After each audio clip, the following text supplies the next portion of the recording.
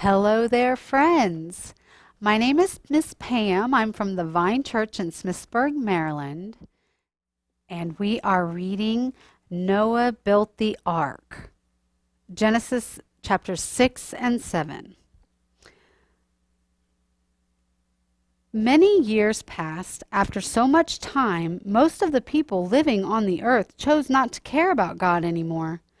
They no longer taught their children to thank God.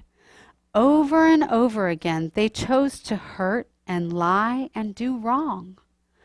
God looked at the people and grew very sad. He saw all the pain they caused each other. He wished he had never created people with the rest of the animals on earth. God decided he would take away the lives on the earth which he had made. At this time, when so many were bad, one man was different, and his name was Noah. Noah often asked God for help. Noah listened for God's answers and then obeyed him. This pleased God. God told Noah, "I am going to put an end to all people. I will cause a huge flood to cover the land, and everyone will drown. But I will spare you and those you love. Build a big boat, and build it the way I say to. Then fill it with 2 of every type of animal. Fill it with food. Then you will be safe." Noah trusted God, and God gave Noah the plans for making the boat, which he would call the ark. The voyage of the ark. Genesis 7. When the ark was finished, Noah's family climbed in and left the door open. Soon the animals and the birds, all creeping creatures, came crawling their way to Noah's ark. What a sight it was! And the noise was enough to bring Noah's neighbors out to watch and shake their heads all over again. There were lions roaring, donkeys braying, dogs barking, and birds singing, and sheep bleating. 2 by 2 the animals entered the ark, all the different types of shapes and sizes. Tiny worms wiggled, horses pranced, and rabbits hopped. After all the animals were inside, God closed the door to the boat and quickly locked it so no one would fall out. And when it began to rain, it rained and rained and rained. The rescue. It rained and rained and rained and rained.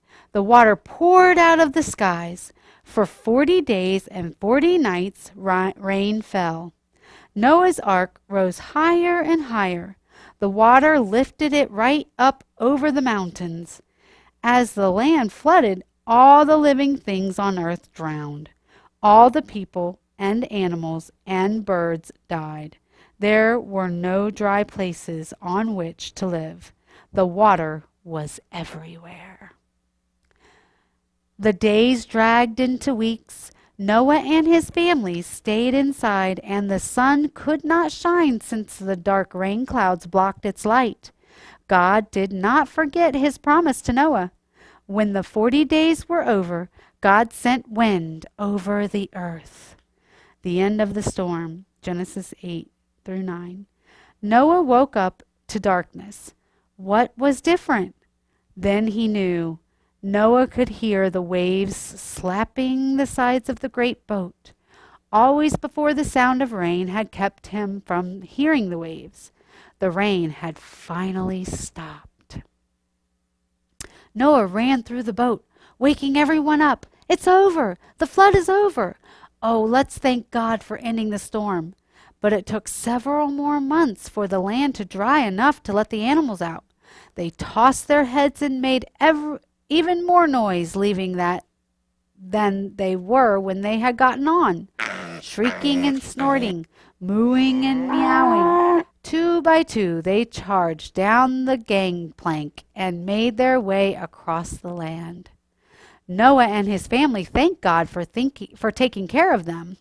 When God heard their thanks, he promised never to destroy all the living creatures again.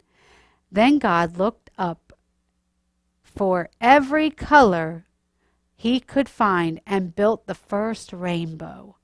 As a sign of my promise never to flood the whole earth again, I have sent my rainbow in the clouds. And there is Noah. Until next time, guys.